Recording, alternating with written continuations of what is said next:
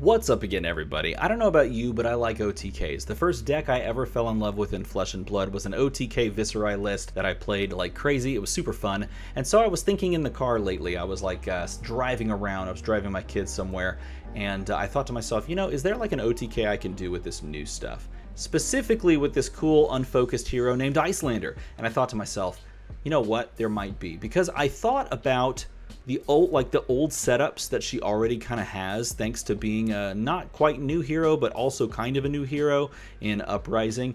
There's been tested and tried and true like deck building strategies and big damage turns for her. And so I thought about a setup for one of those turns, and I realized that not only does it provide one OTK, it actually sets you up for two different types of OTK using a new card or multiple new cards in this Uprising set. So here is how those OTKs function and how I built the deck around it. This can be played out in Classic Constructed, can also be played out in Blitz. We are working with Blitz numbers for this deck specifically, but feel free to try it in Classic Constructed and take a bunch of tempo and take a bunch of your opponent's life from this play. So here's how it functions. First of all, you can play with Iyslander here being a wizard. She can play on your opponent's turn, and you can play blue strip cards from your arsenal. Okay, that includes potions, which is really good. It also includes other just like things that would deal damage. You can play them at instant speed on your opponent's turn, which is great. And we are going to use the Waning Moon for this setup and for this damage dealing over the course of the game. But once you've understood like how this combo functions, you're going to see we don't really care about the effect too much once we get to the setup. But here's what you need for the OTK, and it's funny because I actually played this OTK setup in my Blitz Kano lists against Fatigue Oldhim. Like at Team Callings, this was the setup that I played for, and it functions. If you're a good enough player, sometimes I was, sometimes I wasn't, but if you're good enough, you can set up this OTK finish, and it works out very well. So here's what you need. You need 2 energy potions. Now you think like, okay, that's not too bad. You play for double energy potion. Super easy to play for these energy potions, by the way, because you can set them in your arsenal, and on your opponent's turn, you can play them. They are blue strip, they are non-attacks, and they turn on Waning Moon. They're actually super easy to get out in Iyslander. So why not get greedy and play for 2 Time Snap potions as well? Those are really important for the funny OTK that you can do. Once you've established these on the board, you just look for these other cards. And this is probably like a second cycle OTK, and that's okay because you're playing a grindy hero that can really mess your opponent up. So here's what you need. Tome of Aetherwind, Tome of Fjendahl in hand, Tome of Fjendahl in arsenal. That's just icing on the cake. Okay, that's literally just icing on the cake. It doesn't have to be an arsenal, but if it is, you gain lots of life from this play as well. And then 2 blues, or the combo piece that you're looking for the first one, or the combo piece that you're looking for the second one as well. Doesn't actually matter, but I'll just throw in 2 blues because I got them out. At this point, you're ready to blow your opponent up. Here's what you do. You crack your Time Snap potions. By the way these function, you have 1 action point at the start of your turn. Time Snap potion spins the action point, then it refreshes it after you gain the 2 action points. So it doesn't refresh it, it just gives you 2. You do the same thing, you pay an action point, you gain 2 action points. You're at 3 action points, hooray. From there, you just get all your resources. 1, 2 resources, 1, 2 resources, 1 resource. So at this point, we're up to 5 resources. Hey, being at 5 is pretty cool. 5 resources, fun to be. At this point, all wizards yell at me because on our own turn, we're going to crack the Storm Striders. And at that point, they're just aghast with horror from using the Storm Striders on our opponent or on our turn and not on our opponent's turn. It's crazy. But we do that so we don't spend the action point. So that we can play Tome of Aetherwind, drawing 2 cards. So we still have 4 resources, 3 action points. At that point, we are going to be greedy and play the Tome of Fjendahl from the hand, paying the action point, paying the resource, going down to 3, and draw 2 cards. Because why not let it fly? And if we have the action points and if we have the resources, we do it from the hand first so that at this point we can play this one, paying the action point down to 1. Where's the 1? There's the 1. Paying the resources down to 2 and drawing 2 more cards. And at that point we gain 8 life, which is pretty ridiculous. Gaining 8 life is really good. And oh, would you look at that? We drew into the card that we need to kill our opponent. So here's what you do. It's a fire-breathing OTK. It's the one that's like, duh, people already play fire-breathing in Iyslander. Of course. But look at this setup. This setup is sick. Goliath Gauntlet for the +2. right? It's going to give +2 to this fire breathing. Fire breathing costs 2. Wouldn't you look at that? We already paid 2, or we had 2, so we pay 2. Okay, then this buff comes over here, and this thing normally comes for 3, but now it's coming for 5. This uses our last action point. So at this point, we're attacking for 5 with fire breathing, and fire breathing has this beautiful instant effect that says pay 1, gain 1, basically. Gain 1 attack. So we can do that as many times as we want. So we can pay 1, 2, 3, 4, 5, 6, 7, 8, 9, 10, 11, 12, 13, 14, 15, 16, 17, 18. So at this point, we're up to 23. And then, of course, we can go the last one. 24, 25, 26. This is a 26 damage fire breathing that if your opponent doesn't full block or have defense reactions to play on top of this, they're just going to eat a bunch of damage. Just a lot of damage. Now, let's just assume that they're at a high life total, or that they have some trick, because you're doing this at instant speed after they declare blocks. That's super solid. So if they have some trick that keeps them alive, you just keep a card like Emeritus Scolding, which is a fantastic blue that allows you to play it on your opponent's turn to deal 4. You just arsenal that card. This comes for 23, so be it. You're okay with that. 23 is still good. They block it, they take a lot of damage. They don't have any turn. They don't have any recourse. All this goes to the bottom. You draw 4. You've arsenaled this nice little Emeritus Scolding.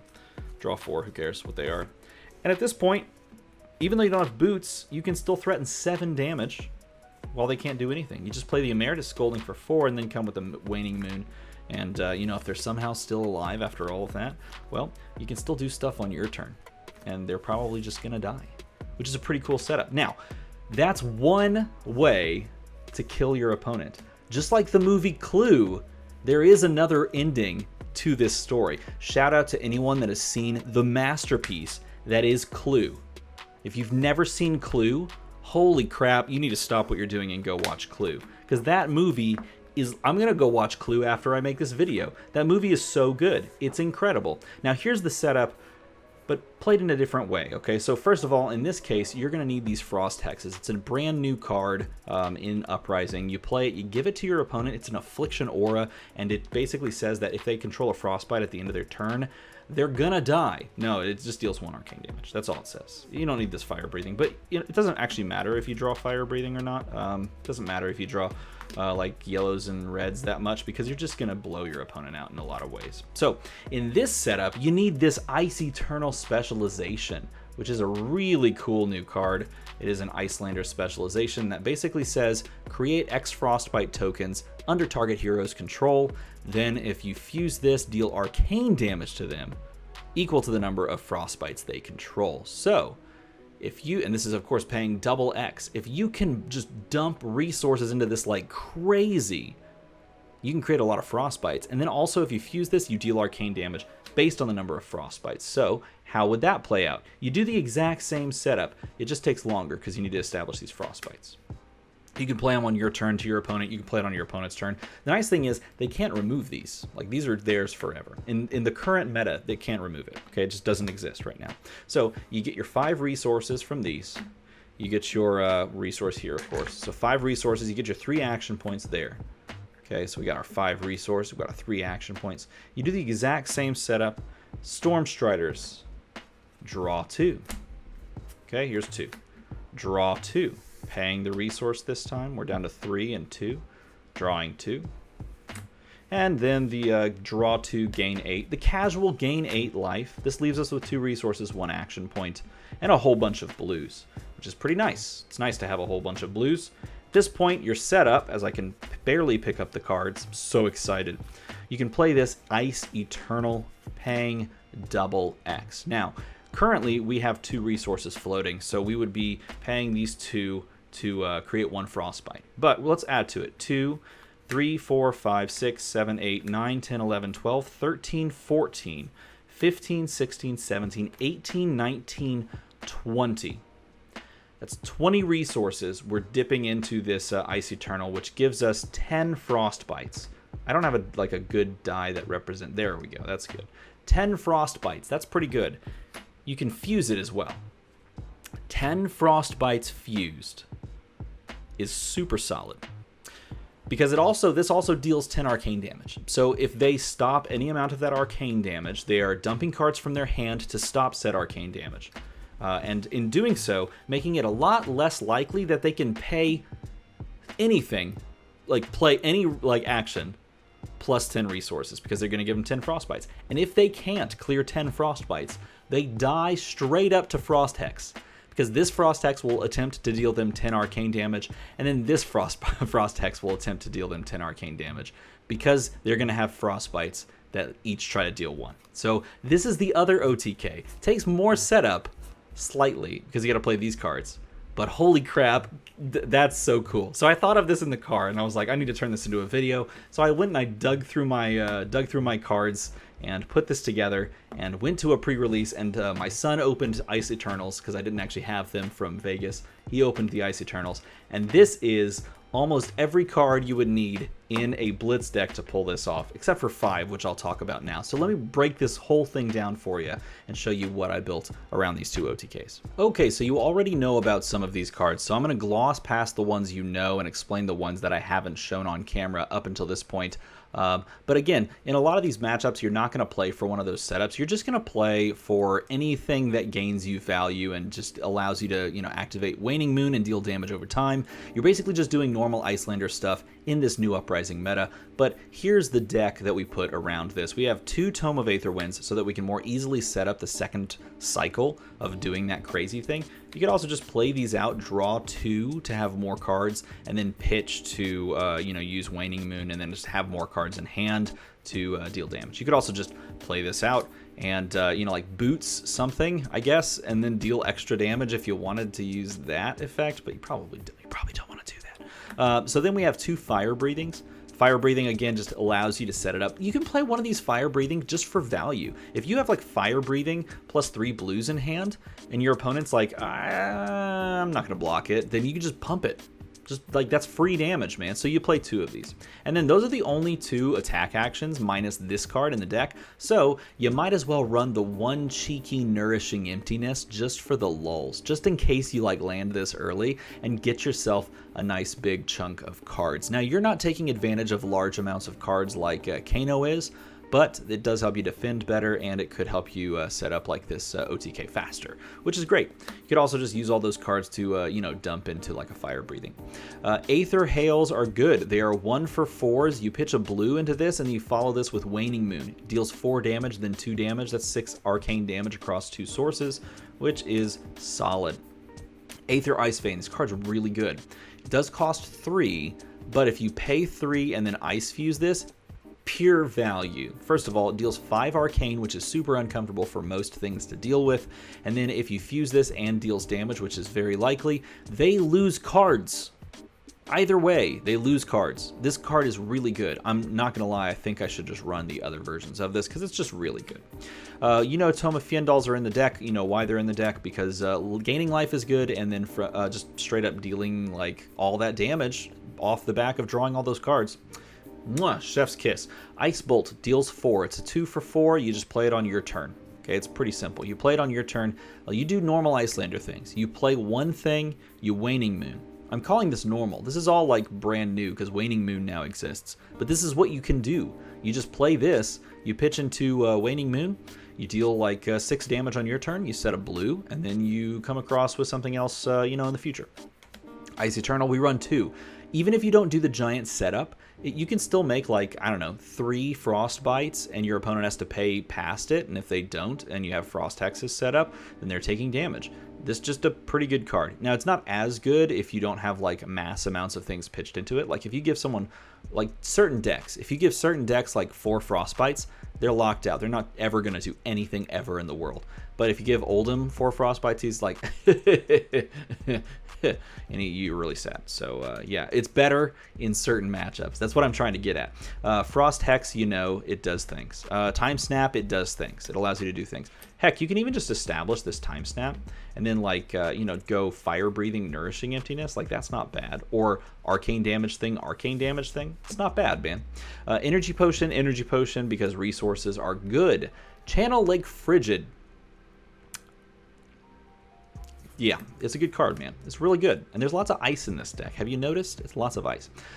Eisenhower Weathervane. This is an interesting one. There's not a ton of Ice Fuse targets, so why would you want to play this? Well, there's a couple of reasons. You can go Icehowl Weathervane for 1 resource, follow it up with Nourishing Emptiness for 2. That's off of the back of 1 blue card, 3 resources, right? You pitch 3 resources. You can go this, that, and you can still Waning Moon on your turn. That's pretty good. You can also play this from Arsenal and then Waning Moon as well. You're not ever really getting the value off of the Ice Fuse on your opponent's turn, most likely, unless you have some like weird follow-up from hand, but that's not really applicable in the game.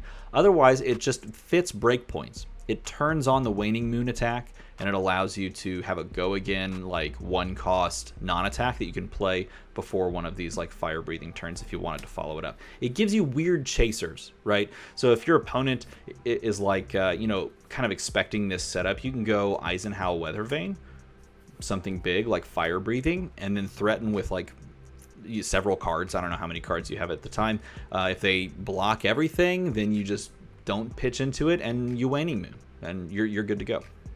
Winter's Bite pulls cards from their hand, and that is very good, straight up, because if they don't have floating resources, if they you know, are more red heavy in their hand at any point and you play Winter's Bite, you steal their turn. Ice Bolt, you can play it from Arsenal, it deals 3. Super solid. Cold Snap is an interesting one because it's the same sort of break point that we talked about on the Weathervane. You're playing this from your arsenal. You're paying 1. You're pitching a blue likely, especially because there's a ton of blue in this deck, as you can see. You're paying 1. You're floating 2. You can come in after you do this effect, which is already a pretty good effect. After this effect, you can still come in for 3 on their turn with the weapon, which is fantastic. But then if they don't pay into this, then you freeze a card in their arsenal, which is super good. And this replaces itself on your opponent's turn, which is also very good. Plus, it's that same go again thing where you can play this, pay for something that costs 2, and then come across. Polar Blast. Why Polar Blast? Well, you can play it from your arsenal, draw a card, so it replaces itself. It's a go again, and you can get the value if you ever run into this combo. Polar Blast, they choose not to pay the resource. Fire breathing, it's pretty good. That's pretty good, so we run it. Maybe that's wrong, but it's pretty good. Emeritus Scolding. Emeritus Scolding for the exact reason that this is like the max damage that you could really push. It's a blue from Arsenal for 4, for 2 on your opponent's turn, and you're happy. 1 cheeky copy of Ice Bind. It costs 0. It allows you to hit the Ice Fusion, so you can maybe more easily get the Eisenhower Weathervane effect on your turn, which is pretty nice.